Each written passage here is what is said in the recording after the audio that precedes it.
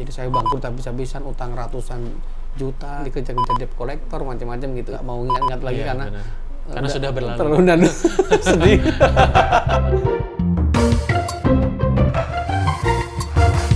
Coach Aris Diansah, selamat datang Coach di Selamat Horizon datang, Samarinda. Mas. Terima kasih banyak loh Coach sudah nyempetin untuk ngobrol-ngobrol. Selalu berasa kayak rumah sendiri kalau di Horizon. Kalau dulu rumah saya di Lobak Agung, Mas. Tapi Oh, dulu di Lobak Agung. Iya, masih ada sih. Masih tapi ada. kok sekarang lebih sering nginep di sini ya? Lebih sering hidup di sini. Jadi Horizonnya berasa rumah sendiri Coach ya. Mas. Ya. Jadi untuk Coach Aris Diansah ini adalah founder dari Evapora, bener Coach ya? Iya, betul. Dan juga Incentric. Iya. Serta juga beliau adalah pakar flywheel marketing. Iya. Nah, Coach, mungkin bisa diceritakan nih sebelum masuk ke dunia digital marketing itu awalnya apa nih? Apa memang dari dulu udah menggeluti dunia digital marketing atau gimana? Iya. Ya, sebelum saya menjadi seorang customer experience consultant ya, di tentang punya perusahaan konsultan seperti sekarang ini, yang kebetulan kita juga mendampingi Horizon juga. Awalnya saya itu malah tinggal di Samarinda, Mas. Awalnya malah tinggal di Samarinda. Iya. Jadi saya habis lulus kuliah itu bisnis di Samarinda. Bisnis di Samarinda. Samarinda tahun 2006. Jadi saya tinggal di Samarinda itu 15 tahun. Oh. Anak-anak saya semuanya Lama Coach ya? Iya. 15 tahun. Iya, Anda mau nebak-nebak saya gang mana di Samarinda, saya tebak, Mas. Oh gitu. Karena saya pernah jadi kurir. Berarti selak-beluk Samarinda gang-gangnya udah Oh iya, tahu Coach ya? Tahu. Cuma daerah Solong aja yang saya belum pernah. Daerah sisi gelap. Jadi saya 2006 di Samarinda itu awalnya bisnis ini, Mas, bisnis limbah kayu, Mas. Limbah kayu. Dulu zaman masih banyak somil ya, penggergajian kayu. Mas tahu dulu daerah Loduri ke sana itu pinggir sungai itu pabrik kayu semua. banyak ya, benar. Dan dulu limbahnya, serbuknya itu dibuang-buang aja, Mas, dibakar, dibuang. Nah itu dulu aku kumpulin, terus kemudian aku masukin ke kontainer, ya, kemudian aku kirim ke Jawa untuk diolah menjadi briket. Oh. Itu awalnya saya. Oh, awalnya limbah kayu itu yang dikumpulin ya. Betul. Untuk bisnis awalnya ya. Limbah kayu itu sekitar 2 tahun berjalan sampai 2008, tapi lanjut terus sampai 2010 sampai 2009. Nah 2008 itu aku masuk ke bisnis yang lain. Bisnis yang lain. Bisnis apa tuh Coach? KPC. Oh, itu seperti apa itu? Istilahnya dulu itu kan ada KPC itu kalau di Jakarta apa namanya? Kaltim Primakol. Nah ini Karungan Primakol. Penambang batu bara Karungan. Dulu penambang batu bara. Iya, Berarti artinya sempat dari ngumpulin limbah kayu tadi. Limbah kayu kan itu kan pakai kontainer. Benar. Sehingga akhirnya kenalan dengan para pengusaha gitu ya, orang-orang shipping, orang-orang kapal macam-macam gitu. Nah kemudian ada teman yang kemudian awalnya saya trading gitu, terus kemudian sampai invest saya jadi penambang, Mas. Oh. Jadi saya jadi penambang batu bara. Sempat main ke tambang batu bara juga tambang, ya? Tapi ya tadi level KPC, Karungan tadi ya. Ya, kecil. tambang saya waktu di daerah Lobakung gitu, terus ya macam-macam dramanya gitu ya, pernah banjirin warga. Terus kemudian di stop ormas, semacam-macam gitu ya. Kalikunya banyak ya, Coach. Nah, Qadarullah bangkrut di tahun 2010. Sempat mengalami kebangkrutan di 2010. 2010 itu bangkrut, batubara bangkrut. Jalan di stop, nggak bisa produksi lagi, ditipu buyer gitu ya. Terus macam-macam variabelnya, bisa saya nggak mau ingat-ingat lagi karena sudah berlalu. Terlalu sedih. Itu tahun 2010, Mas. 2010. Dan saya perlu waktu 10 tahun untuk bisa bangkit. Artinya 2010 ke 2020 itu saya baru bangkit, dan mulai bangkitnya 2016 mulai itu artinya belum bangkit. Iya, belum. Tapi kurun waktu yang sepanjang itu saya jatuh gitu ya. Jadi saya bangkrut habis-habisan, utang ratusan juta gitu ya. Ditagih orang sana sini, jadi bulan-bulanan orang, dikejar-kejar debt collector macam-macam gitu. Itu terus usaha macam-macam gagal sampai di tahun 2016 saya sama istri itu jualan buah waktu itu. Jualan buah. Nah, di tahun 2016 itu aku belajar tentang Facebook Ad. waktu itu ya, tentang advertising ya, pakai Oh. Facebook. Di saat orang Samarinda itu belum paham aware masalah iklan Iklan di di media Facebook, sosial, di Facebook di ya, terutama ya. Oh. Nah, jadi rumah saya di Lobakung, di Gang Isra, di dalam. Tapi kemudian saya dengan digital marketing ya, dengan Facebook Ad, itu saya menjangkau Samarinda dan akhirnya saya cikal bakal bikin toko buah watermelon itu gitu. Oh, toko buah watermelon. Iya, kan ada beberapa cabang di Samarinda, ada juga di Bontang, di Melak. Di Jalan Juanda kalau nggak salah. Iya, di Jalan Iya, Juanda. benar ya. Gitu. Nah, itu jadi awalnya itu saya akhirnya dengan jualan buah itu saya mulai belajar tentang marketing, tuh Mas. Oh, startnya berarti pada saat titik balik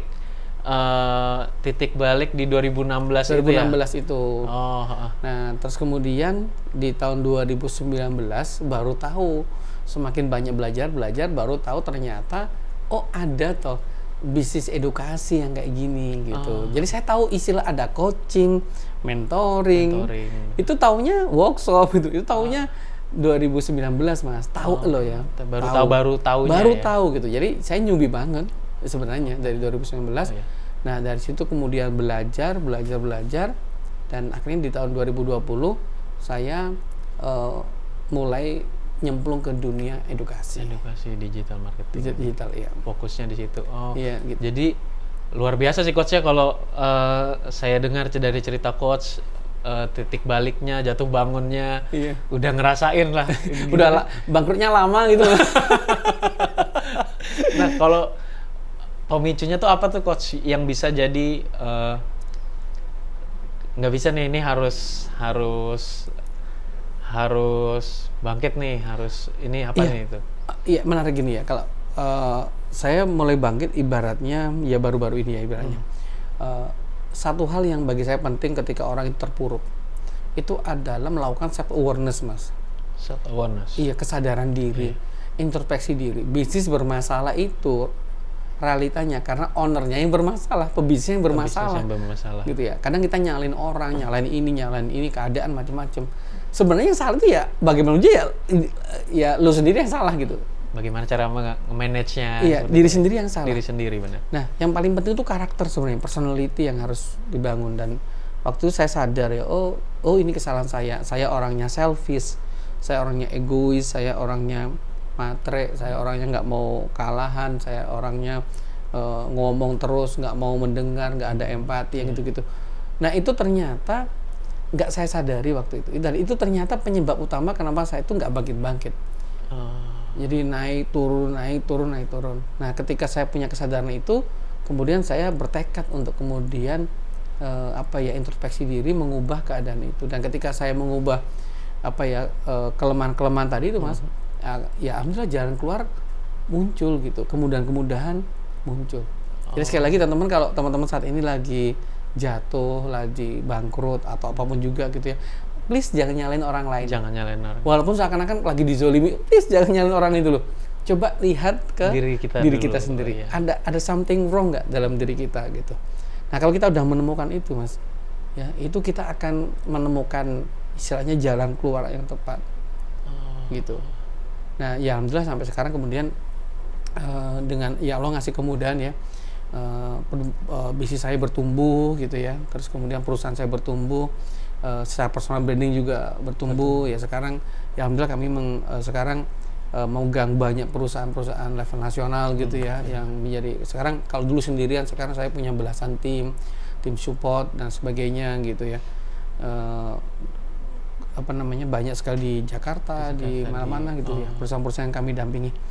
Banyak teman yang cerita, Mas Riz, lu kok cepet banget di dunia konsultan gitu ya, di dunia konsultan kok cepet banget dapat pencapaian yang saat ini gitu, walaupun saya nggak boleh puas itu, maksudnya mimpinya masih panjang gitu.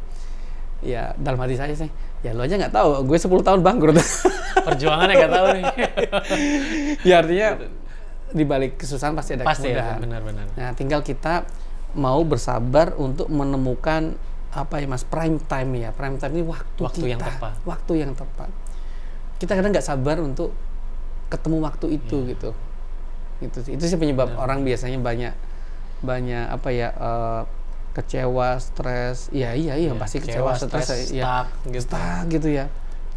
tadi ya pertama self awareness, terus kemudian mau sabar untuk meyakini bahwa someday itu pasti ada prime time. Oh seperti itu, wow luar biasa sih. Ini saya dengar ngerasa langsung kayak apa ya, pencerahan guys. Akhirnya bergetar, jangan-jangan belum sarapan nih. Aduh. Tahu aja coach. Ini agak-agak seret nih kita kayaknya coach. Mungkin saya ada minuman spesial nih coach. Wah, dari ini apa nih? outletnya Horizon Samarinda. Jadi ini ada Luna Coffee Cream namanya coach. Wow. Ya, ini seger banget nih coach. Ya, mungkin bisa sambil ngobrol sambil ngopi kan lebih enak ya coach. Nah terus lanjut berarti untuk yang pertama coach masuk di dunia digital marketing itu berarti melalui Facebook Ads. Benar Iya, ya? Dari Facebook awal ya? saya belajar Facebook Ad. Tapi ternyata yang kemudian saya ajarkan sekarang bukan Facebook Ad gitu ya. Saya cuman awalnya saya tahu di internet ya ada tentang flywheel marketing waktu itu. Flywheel marketing. Iya, dan saya lihat ini menarik konsep flywheel marketing. Bagaimana membuat customer itu menjadi center gitu ya. Bagaimana customer itu menjadi subjek. Karena zaman sudah berubah Mas, behavior customer juga sudah berubah. Kalau dulu customer itu menikmati konten, kalau sekarang customer yang bikin konten gitu. Jadi sebenarnya konten kreator kita itu nggak cuma tim marketing ini, bukan gitu. Tapi customer kita adalah konten kreator kita gitu. Oh, bisa seperti itu ternyata. Ya kayak kemarin yang rame di siapa Mbak yang komplain benar. Itu yang bikin konten siapa? Customer kan? Dari customer. Cuman kita nggak bisa kontrol customer ngomong yang jelek atau ngomong yang buruk gitu. Dan biasanya kalau kabar buruk itu cepat nyebar. Makanya saya punya tips Mas, kalau Mas mau pengen FYP nggak kontennya? Pengen. Coba bikin konten komplain, pasti FYP. Pasti kalau itu pasti sih pasti FYP. Tinggal ada dua aja nih, mau FYP bagus, mau FYP komplain nih coach. Ya kayak rangka esap di Honda, macam-macam gitu. Nah, makanya flywheel marketing itu tuh fokus sama customer experience. Artinya pengalaman dari pelanggan. Karena pelanggan lah yang akan jadi konten kreator kita, yang akan ngomongin ini gitu. Makanya kita berusaha terus untuk terutama Jordan juga ya, kita berusaha terus untuk membangun customer experience yang begitu berkesan buat customer. Karena customer akan ngomong ke temannya, dia bikin story kah, dia bikin di WA, di Instagram. Mereka udah jadi konten Mas. Oh iya benar. Mereka ngontenin kita tiap saat gitu. Perihal kayak hal kecil. Biasanya kalau di Horizon tuh TV kamar kan kita pakai smart IPTV itu kita biasa kalau TV itu nyala ada tulisannya tuh dear kamu siapa. Kadang kalau saya sebagai admin itu kan kadang di tag tuh terima kasih Horizon. Iya, itu mereka jadi konten kreator. Hal kecil gitu. Hal simple. Itu berarti termasuk di metode flywheel marketing. Flywheel marketing. Oh, gitu seperti itu. Jadi kan customer lama-kelamaan itu kan nggak terlalu percaya sama marketer ya. Iya. Saya ada teman dia punya tempat tempat rekreasi bagus. Awalnya udah di marketing nih, banyak influencer yang ngeliput, KOL ngeliput semua macam-macam, rame. Habis itu rame. Tapi ternyata banyak komplain. Habis itu rame juga Mas. Tapi VT komplain. VT komplain jadi. Dan parahnya ya VT komplain itu dipakai sama kompetitor, diiklani sama kompetitor. Apa enggak? Sudah dapat komplainan, dapat dijadiin VT sama kompetitor lagi. Dilaporin ke media-media ini untuk diungkap, jadi nambah bikin gitu. Makanya penting banget untuk kita itu bisa menjaga si customer kita. Customer, menjaga trust, menjaga trust, betul. Luar biasa. Coach, ada tips and trick nggak nih? Semisal nih ada penontonnya Horizon nih juga pengen memulai berkecimpung di dunia digital marketing atau flywheel marketing, itu gimana nih Coach? Jadi kalau teman-teman mau nyemplung ke bisnis edukasi seperti ini ya, syarat pertama teman-teman harus punya willingness yang bagus, punya keinginan yang bagus, punya kehadiran untuk memberi value buat orang lain. Artinya apa? Artinya teman-teman harus mulai start bikin konten dan bikin konten yang mengedukasi orang lain, menginspirasi orang lain. Nah, bukan jualan ya. Bukan jualan. Jualan itu konsekuensi logis dari relationship yang bagus, dari engagement yang bagus. gitu. Jadi teman-teman fokus untuk memberikan menjawab solusi permasalahan-permasalahan dari para pengusaha. Makanya kalau kita mau nyemplung di dunia itu, ya. Jadi tiap hari bikin konten aja Mas, wajib. Tiap hari bikin konten. Wajib ya. Wajib tiap hari bikin konten, bikin ulasan dan ulasan itu ulasan yang memberi value buat orang lain. Itu namanya kalau di materi kita namanya content experience ya. Konten tapi memberikan experience gitu. Jadi kayak ini contoh nih kayak Hotel Horizon mamanya. Dia memarketingkan Hotel Horizon. Yang dimarketingin jangan produknya Horizon doang. Tapi yang dimarketingin adalah value apa yang tepat untuk customer kita. Kita ngontenin problem customer, kita ngontenin kebutuhannya customer, behaviornya itu yang kita kontenin. Iya. Nah, sama kalau teman-teman mau nyemplung ke dunia edukasi itu ya teman-teman lihat customer-nya itu siapa gitu ya, yang mau dibantu nih siapa. Namanya edukasi di bidang apa ya, di bidang kayak tadi digital marketing gitu ya. Ya teman-teman harus kemudian memberikan sebuah contoh nyata, solusi nyata buat orang lain. Ya, jadi dan itu perlu waktu Mas. Perlu waktu. Pasti, Coach, ya. Banyak orang yang inginnya instan. Ya. Akhirnya ngiklan macam-macam terlalu lebihan gitu ya. Benar. Fokus sama kalau bahasa kita mungkin early adopter. Fokus sama customer awal kita, yang itu mungkin kita kasih value lebih. Ya, jadi ibaratnya pertumbuhannya itu pertumbuhan yang eksponensial. Nah, pertumbuhan eksponensial itu bukan langsung tiba-tiba melejit. Orang memikirnya, wah bertumbuh eksponensial, dikira langsung melejit. Butuh waktu, Coach ya. Iya, nah tahapan eksponensial kan yang landai itu jarang dibahas. Harusnya landai itu dulu. Prosesnya gitu. Seperti itu. Prosesnya gitu landai. Iya. Wah, Coach, terima kasih banyak loh. Thank you. Udah nyempetin sharing seputar perjalanannya Coach sampai ke posisi sekarang Coach ya. Dari Horizon punya kenang-kenangan nih Coach. Masya Allah. Nanti terima Coach ya buat bisa dipakai ini isinya. Apa ini Mas? Rahasia ya? Boleh dibuka nih Coach. Boleh kamu dibuka nih. Wah. Bisa dipakai nih touch-nya Coach. Biar ingat sama Horizon sama terus. Berarti saya harus balik lagi sama ini. Harus kan rumah kedua gitu. Coach Aris, terima kasih banyak. Thank you Mas. Semoga nanti kita bisa siap. bertemu lagi Coach ya. Siap, nanti kita ngobrol-ngobrol lagi. Fun fact-nya, Coach ini bintang tamu pertama Horizon Talk. Wah. Sebelumnya kita kan sama karyawan aja nih Coach. Cuman yang dari eksternal nih Coach pembukanya nih. Siap. Semoga habis Coach nih kita bisa undang lagi orang-orang yang wah, sama kayak Coach, orang-orang hebat juga. Banyak pengusaha-pengusaha Kalimantan banyak yang hebat-hebat, nanti kita bisa undang juga gali insight-nya berbagi bermanfaat untuk orang lain. Siap. Coach, terima kasih banyak. Thank you. Oke, terima kasih Horizoners. Perbincangan kita dengan Coach Aris Diansah. Sampai jumpa di Horizon Talk berikutnya.